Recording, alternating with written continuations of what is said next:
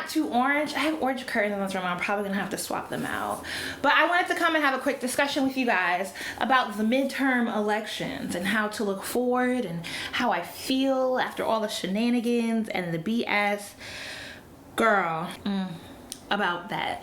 So in 2016, when the whites elected an orange popsicle to the presidency, I was clearly distraught and upset, and I did upload a video with very raw emotions and feelings towards what this, I am remiss to call him a president, what the popsicle Mussolini was going to mean to us and our well-being. And I mean, it is still a stressful scenario. You know, I think a lot of us, maybe we just took for granted that the Obama era did give a lot of people a lot of hope, and a lot of us became entrepreneurs, a lot of us pursued businesses, a lot of us just did things because we felt like we could conquer. And I get that this is not new.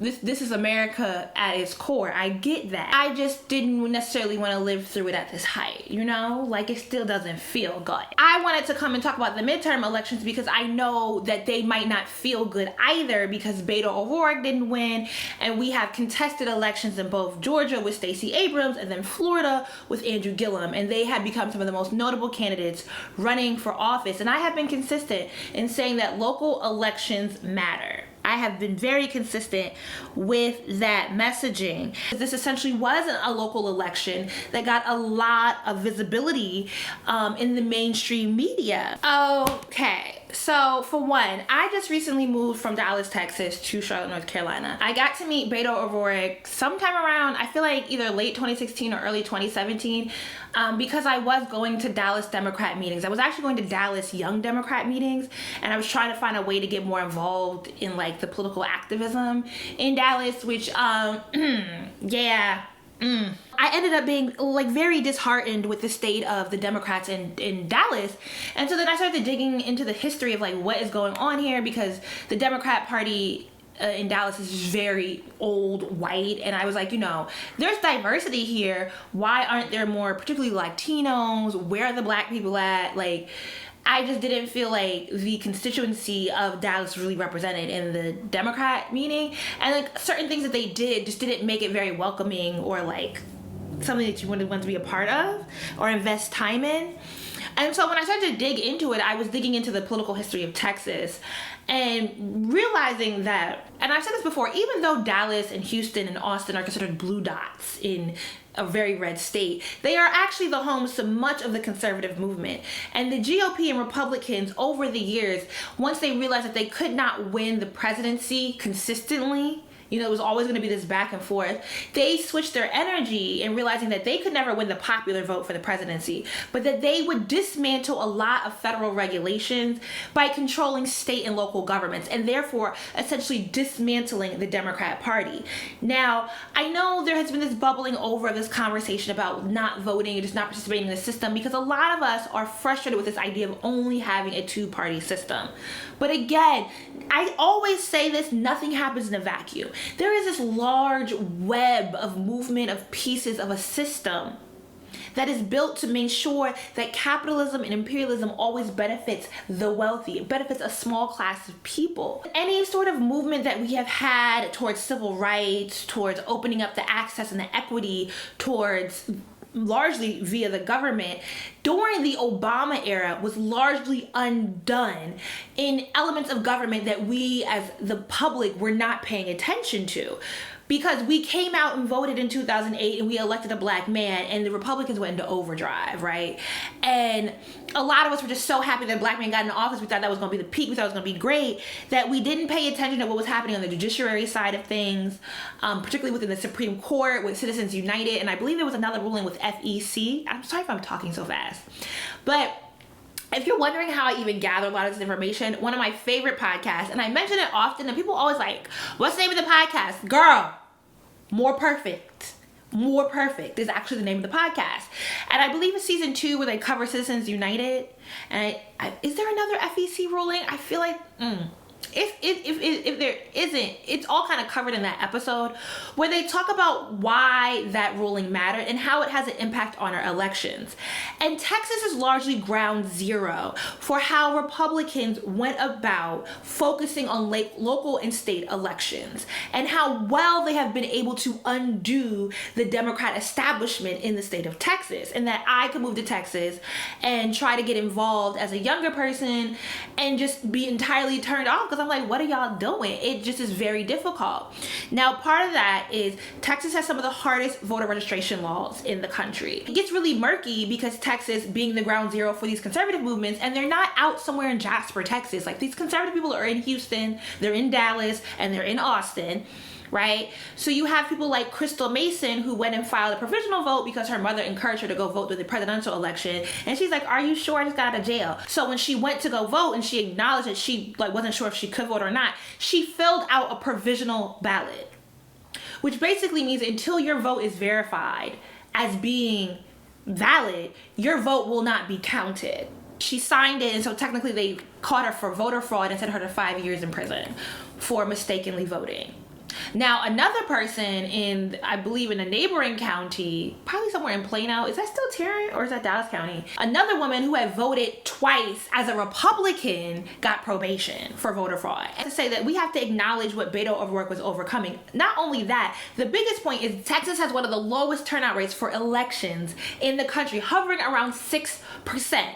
Ted Cruz's last election, he won by like a 1.5 million margin. So for Beto to lose by 200,000 votes in a state where technically he could not go register voters. They can't run a campaign to register voters, right? It's very difficult. There's a lot of laws around who can register, how to register. Like, you can't even drive people to the poll. It's like, it's difficult, right? For the spirit of his campaign to help motivate people on the ground, not only to go vote, but the amount of volunteers and organizations that got invested in Texas politics, and to lose by that small of a margin without the support of super PACs. Like, this was all money donated from individuals. That is a very huge deal in a state that has been ground zero for the Republicans' strategy around local and state elections. His campaign and this election cycle did come with some smaller victories down ballot, in that down ballot politicians, as in like Colin Aldred, who ran for U.S. Congress against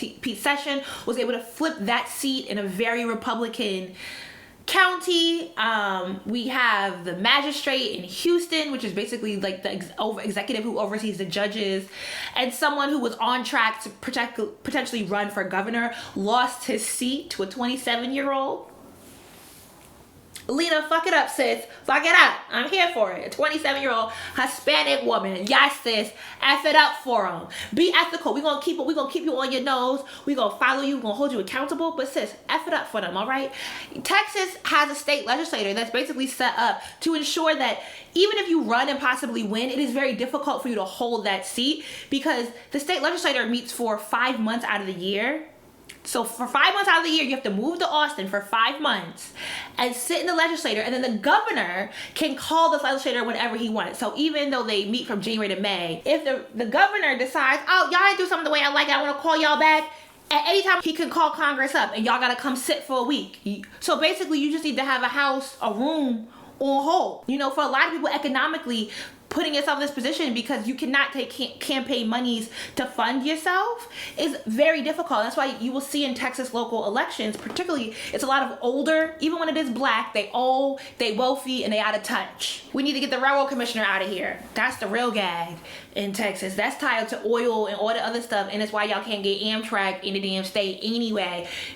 We're going off topic though here. But what I want to say is, to take away from the Beto campaign, is that like, to lose by that small of a margin is historic in its own right. Like, Texas elections for Republicans are won in margins of 2 million. Now I see a lot of people campaigning that, suggesting that he should run for president in 2020, and I think that's interesting because there is another Senate election.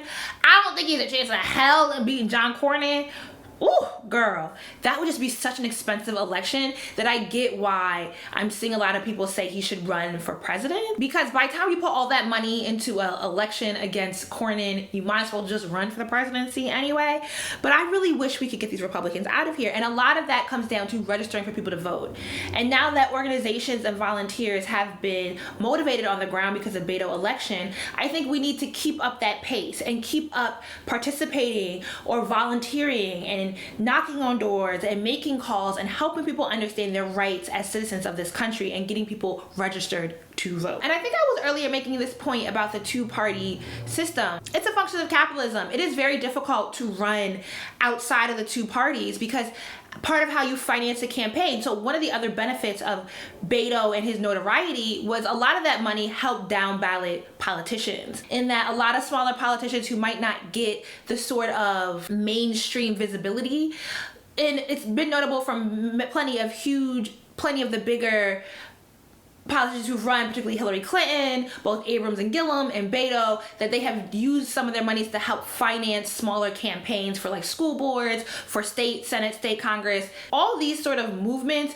help members of those communities be able to vie to run for office. And it's not just about individuals running for office, it is that you are represented, that your community and your concerns are represented.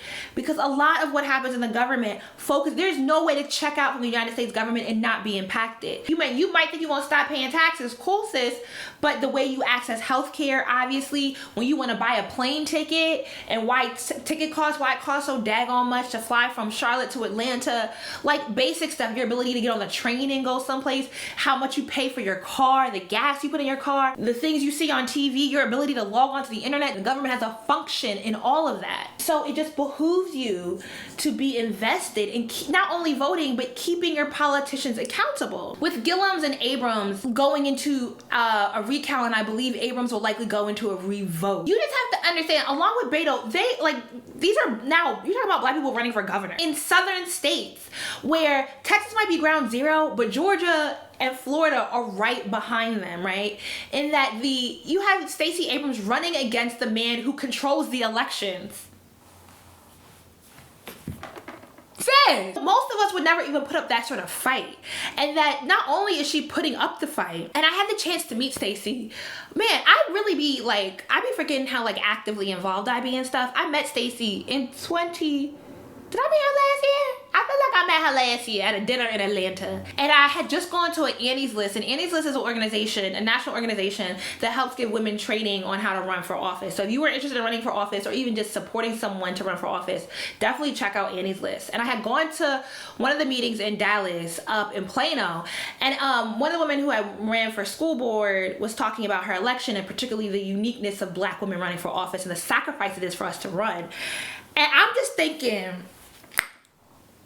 she had made a comment about needing a good support system, and that oftentimes you need to really and the importance of, if you are in a relationship, to make sure that person is really going to support you.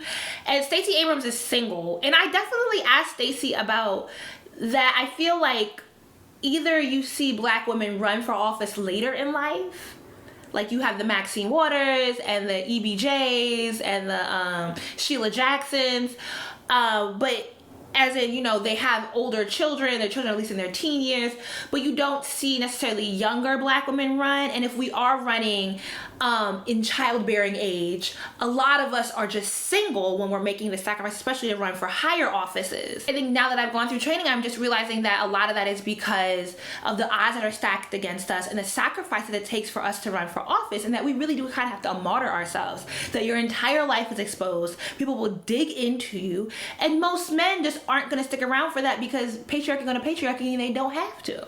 I don't remember exactly how I phrased my question, because I feel like when I asked it, I was realizing this isn't really in a question, it's just a statement, girl. I want to talk to you about it because I feel you. And Stacey had said to me, sis, you right, and it just is what it is. She's like, you just, either I'm going to be passionate about this or I'm going to be passionate about that.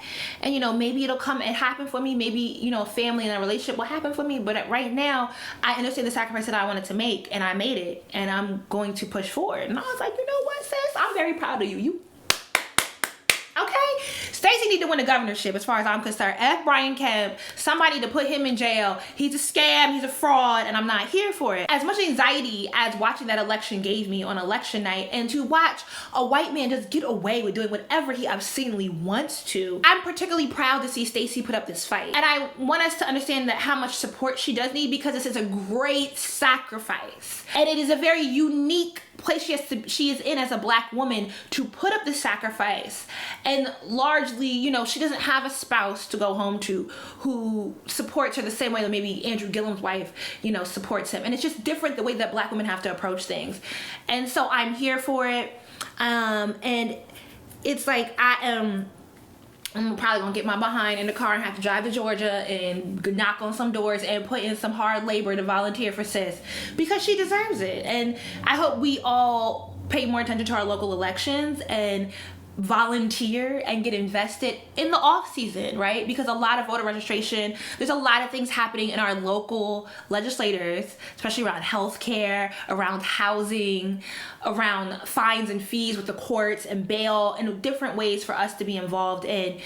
You can't just go vote and then check out. You have to vote and hold your people accountable. That's kind of pretty much how I feel about this most recent midterm election. I do believe the whole system needs to come crashing down, but I continue to participate in the system because it's like living with a disease, right? And I can improve my quality of life by seeking treatment. And so I am the treatment. My voting, my awareness, my educating my audience, my investment in this is me treating the disease until we find a way to rip that shit out my body, right? Like, can we remove this wholly from the body and get rid of it and redo it again? And I also think that in order to change the system, we have to understand what the system is at play.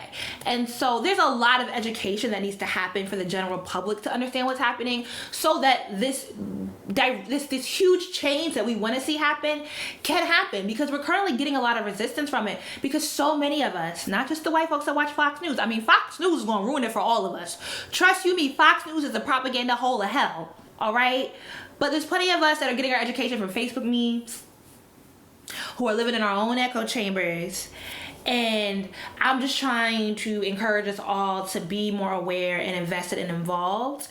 And, you know, if the white people need to be shipped off to Gilead, we let them do that to themselves. But, you know, us over here, we're going to get it together, right? We're going to be ready to dismantle this whole system and improve it and not implement the same ways of our oppressors and call it liberation, because that's not how that shit works, all right? It was a mouthful. I hope people can understand what I talked about. All right, thanks for watching. But if any of you live in Mississippi, please tell me what's going on. Please let me know how I can help, because I might have to drive out to Mississippi and campaign for voter registration out there too. Because people winning by 700,000 votes in a state with 3 million people is just beyond me. If there was some success in a local election near you, please let us know down below. And if there's an organization that you feel like that you're aware of locally that's been helping folks, let us know down below. Like, let's help us get invested, because sometimes, you know, it's kind of hard. It's kind of hard sometimes, because everyone doesn't know how to make themselves super visible on the internet. So, you know, you talking about what's happening and you sharing that with other people is a great way to get people more involved. All right, comment down below and I'll holla. Deuces.